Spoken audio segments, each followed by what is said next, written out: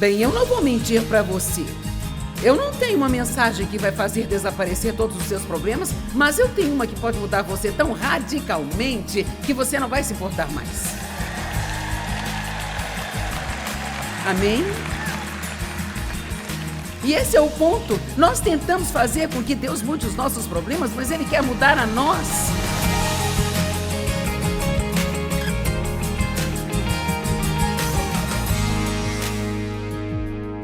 Sabe, os israelitas procrastinaram por 18 anos sobre algo que Deus lhes disse para fazer. Ele lhes disse para construir a casa dele. E por 18 anos eles adiaram porque estavam ocupados construindo suas próprias casas.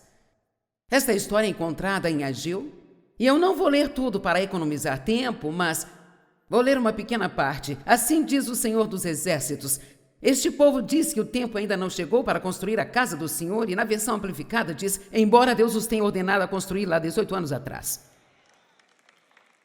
Então a palavra do Senhor veio pela boca de Ageu o profeta. Agora ouçam, apenas ouçam. E eles oravam: o que há de errado comigo, Deus? Eu não entendo o que está errado. Todas as vezes que consigo um pouco, vem alguém e toma de mim. Então Deus mandou uma palavra. Querem saber o que há de errado? É hora de vocês habitarem suas casas decoradas quando a minha casa está em ruínas? Portanto, assim diz o Senhor dos Exércitos: considere os seus caminhos. Vocês semeiam muito e colhem pouco. Vocês comem, mas não se satisfazem. Vocês bebem, mas nunca se fartam. Vocês se vestem, mas nunca se aquecem. E quem ganha salário faz isso para colocar em um saco furado. Sim, Senhor, é isso mesmo. Por isso eu estou perguntando por quê. Então, diz o Senhor, considere os seus caminhos. Vamos lá, alguém está acordado por aí? Será que é apenas possível? Agora eu não estou dizendo que é, mas será que é remotamente possível que talvez o seu problema seja culpa sua? Não, provavelmente não, mas eu sei que certamente não é, mas eu queria colocar isso como algo que talvez você pudesse considerar quando estiver culpando o diabo, culpando os outros e culpando o governo, e sabe? Então você poderia apenas dizer: bem, Deus, há algo que eu deveria ter feito que eu não fiz.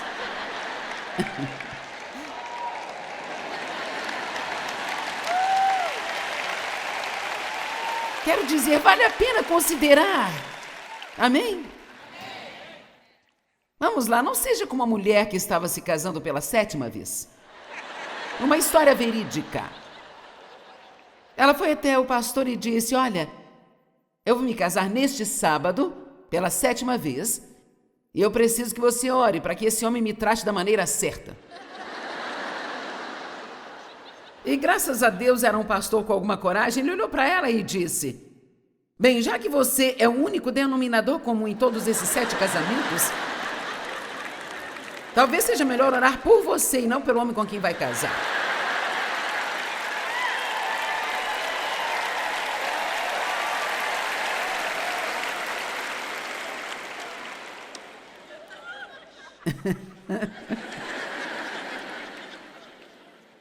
Não pode ser eu. Não pode ser eu. Me lembro de um dia quando eu estava orando para que Dave mudasse. Deus me disse: Dave não é o problema. Eu pensei: quem é? Não há ninguém aqui senão nós dois. E sabe, não podia ser eu. Não era possível que fosse eu.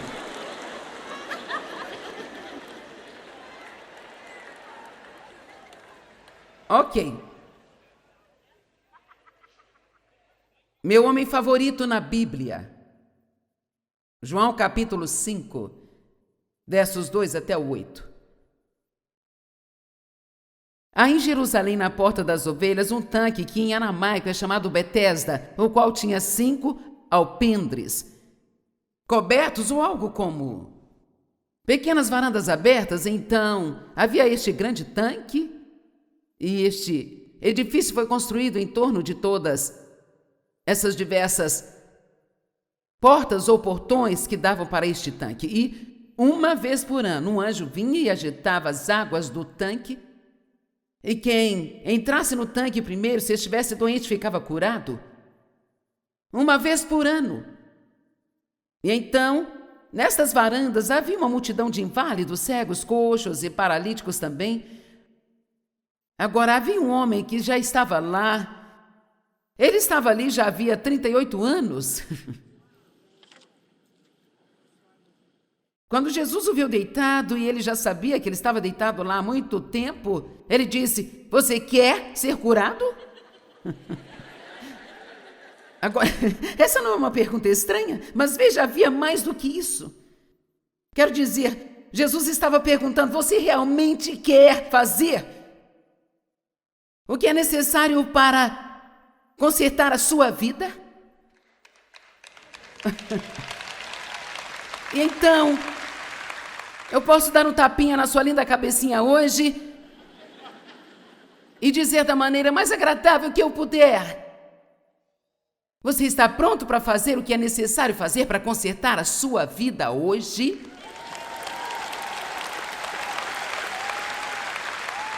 E vai ser preciso mais do que o seu pastor impor as mãos e orar por você? Vai ser preciso mais do que me assistir na televisão?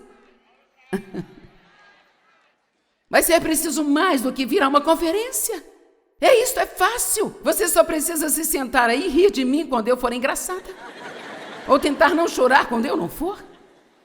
Ouvindo lindas canções. Meu Deus, nós trouxemos o melhor para você neste fim de semana. Sabe esta música? Meu Deus. Todas essas pregações e tudo de graça.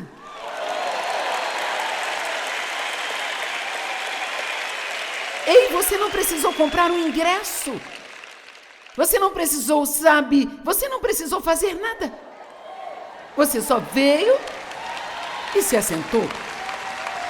Ok. Mas alguém teve que fazer algo para que você tivesse o que está tendo aqui hoje. Algumas pessoas que levantaram a mão e disseram que são parceiras, elas pagaram pelos seus assentos. Amém?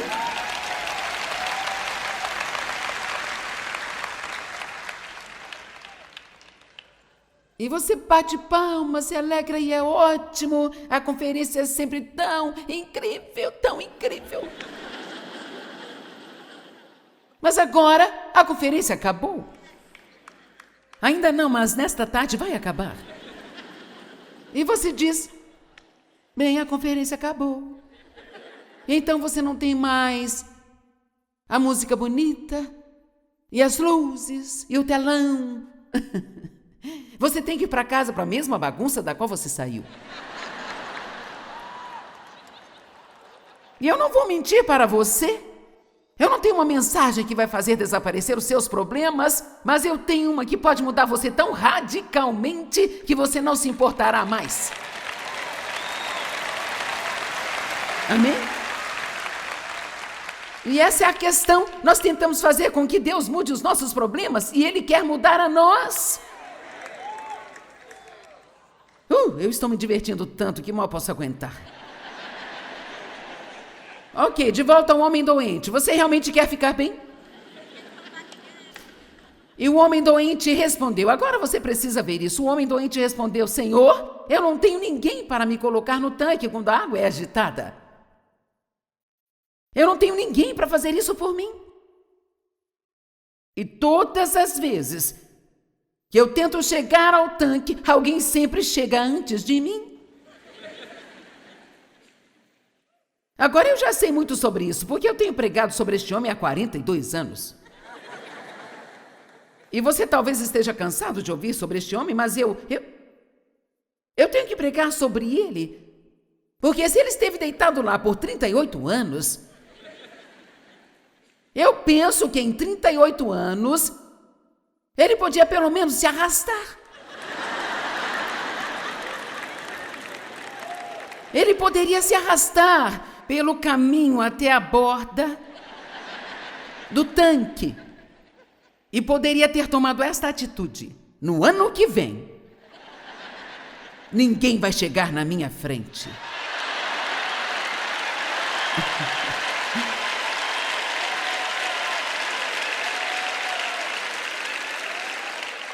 Porque quando aquele anjo aparecer, eu vou estar tão perto da minha vitória, eu já terei atravessado, e eu vou cair naquela água e ser curado.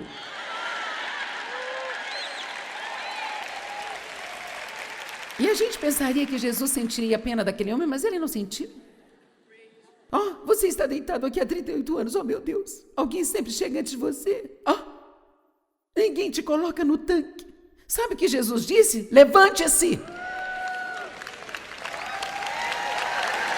Levante-se! E na amplificada, depois do levante-se, há um grande ponto de exclamação. E não somente isso, eu amo esta parte que diz, pegue o seu leito e leve com você. Em outras palavras, Joyce, limpe a bagunça que você fez nesses 42 anos enquanto esteve vagando no deserto. Vamos lá?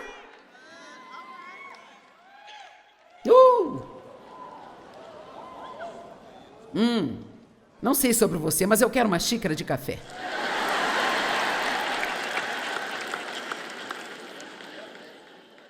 Pessoal, às vezes, quando estou pregando, me dá uma vontade de tomar uma xícara de café.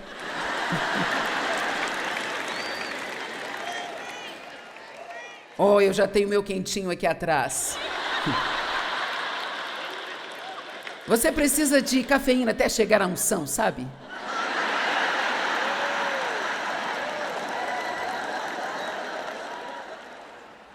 Agora, você ficará feliz de saber que a mentalidade errada número 13, eu preguei sobre ela na última noite, sem pretender, é claro. Por favor, deixe tudo fácil para mim, porque eu não consigo aguentar se as coisas forem difíceis. Quando a atitude certa seria, pode mandar, eu posso fazer o que eu preciso fazer através de Cristo, que é a minha força.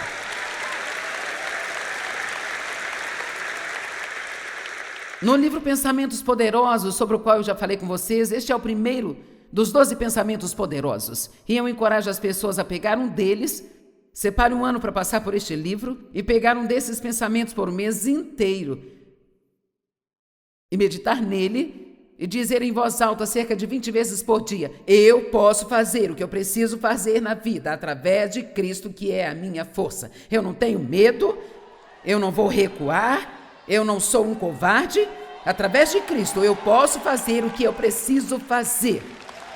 E se você fizer isso, você estará preparado para o que vier a seguir. Se você tem essa ideia de que algum dia você chegará a este lugar na vida onde você não vai ter problemas, sabe? Então o diabo realmente conseguiu enganar você. Porque esta não é a vida real. Nós temos tempos na vida em que tudo está ótimo, mas quer saber, existem estações nas nossas vidas.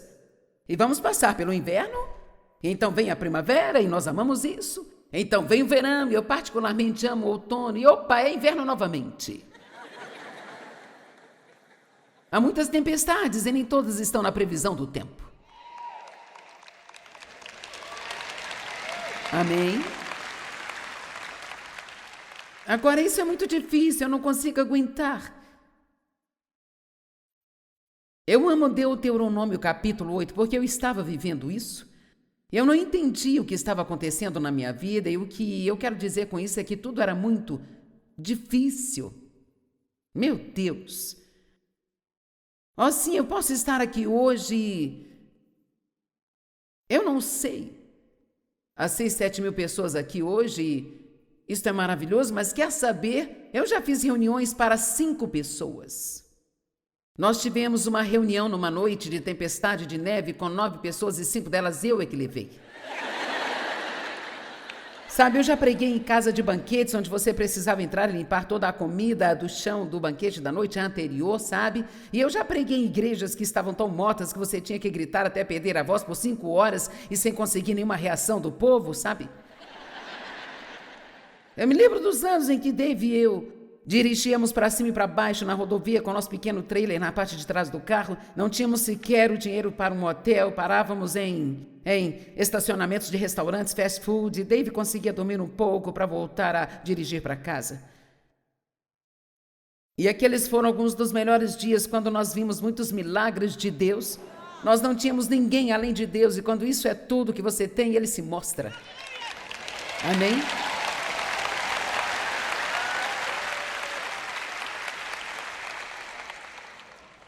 E Deus me levou em Deuteronômio 8 e disse: você se lembrará de todo o caminho que o Senhor teu Deus te conduziu nesses 40 anos no deserto, para que Ele te humilhasse e te testasse para saber o que estava em seu coração, se você guardaria ou não seus mandamentos.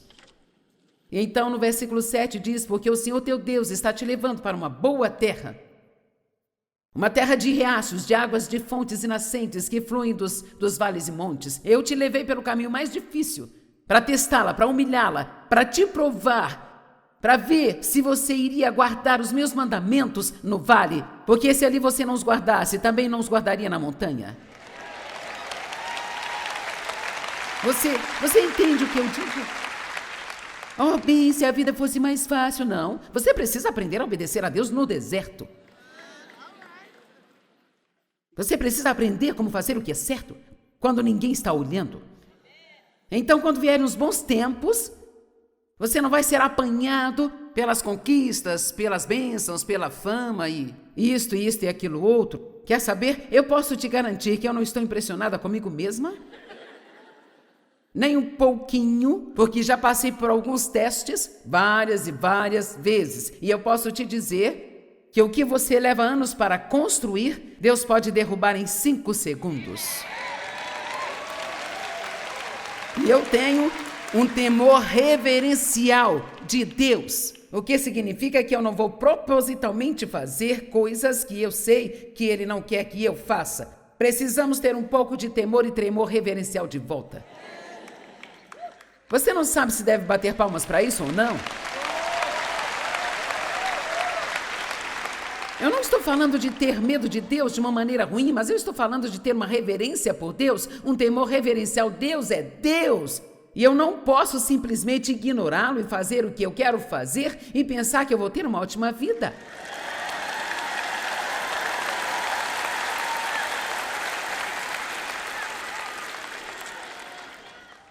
E quanto a 1 Pedro 4,12, é sobre esta atitude, sabe? Eu não vou aguentar se isso for difícil. Não, eu posso fazer o que eu preciso fazer. Eu não vou parar, eu não vou desistir. 1 Pedro 4,12, amados, não fiquem surpresos pelo fogo ardente quando ele vier para testar vocês. Ok, olhe para mim, ouçam isso. Você nunca sabe o que realmente sabe até que seja testado.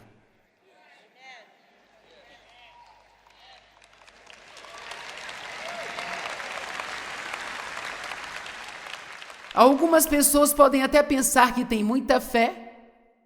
Elas são como o primeiro grande exemplo de fé em suas igrejas e com seus amigos. Você pode dizer a todos como confiar em Deus. Apenas confie em Deus, Ele vai te guiar através disso. Entregue seus cuidados, não se preocupe. Até que aconteça com você. E aquilo não para. E não é apenas um problema de um dia, é um problema de 5 anos ou mais. Alguém sabe do que estou falando? É quando você tem que acordar todas as manhãs e dizer: Deus, conceda-me a graça de servi-lo com todo o meu coração, não importa o quão ruins sejam as circunstâncias na minha vida. Você faz o que é certo quando a vida não está certa para você. E aí você chegará a um lugar de vitória que ninguém jamais poderá tirar de você. Vamos lá, quantos querem crescer?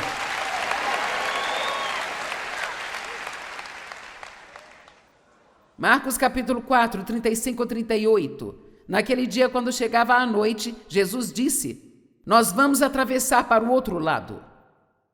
A primeira fita cassete de pregação que eu ouvi foi tirada dessas escrituras.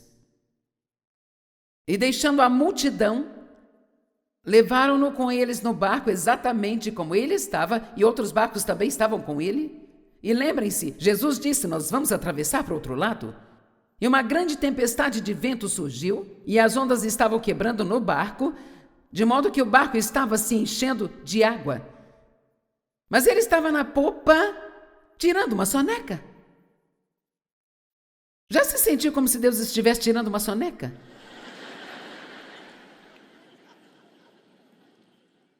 E eles o acordaram. Mestre, você não se importa que estejamos perecendo? E ele os repreendeu. Por que vocês estão com tanto medo? Eu estou aqui. Você não precisa saber o que Deus vai fazer. Você só precisa saber que eu estou aqui. Vamos lá? E se você seguir a história até Marcos capítulo 5, verso 1, diz, e eles chegaram ao outro lado. Eu quero te dizer, quando Deus diz, vamos sair daqui, vamos para o outro lado, não importa quantas tempestades te encontrem no meio, você vai terminar do outro lado, se você apenas não desistir.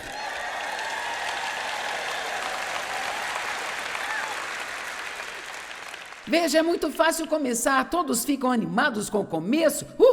Eu vou consertar a minha vida, olha, eu fui para aquela conferência da Joyce, ela me deixou tão animada, e sabe, agora as coisas vão mudar.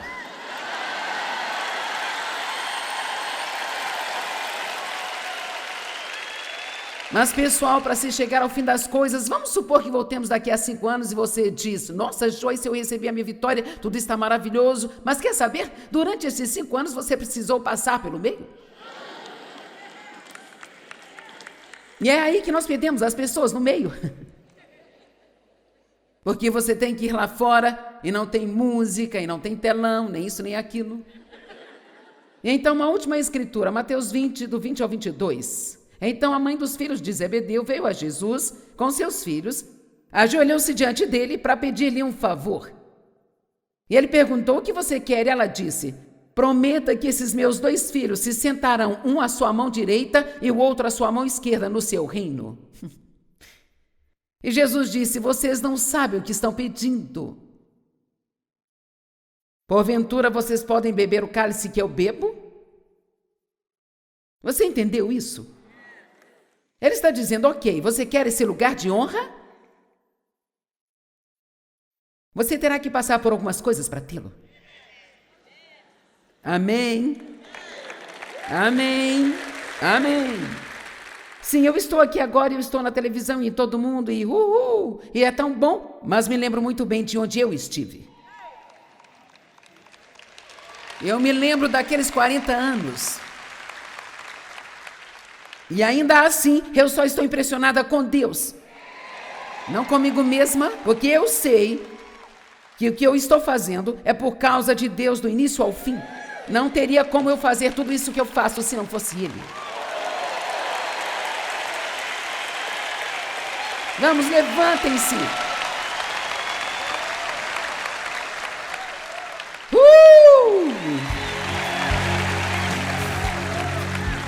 Ok, vamos declarar, eu posso fazer o que eu preciso fazer através de Cristo, que é a minha força.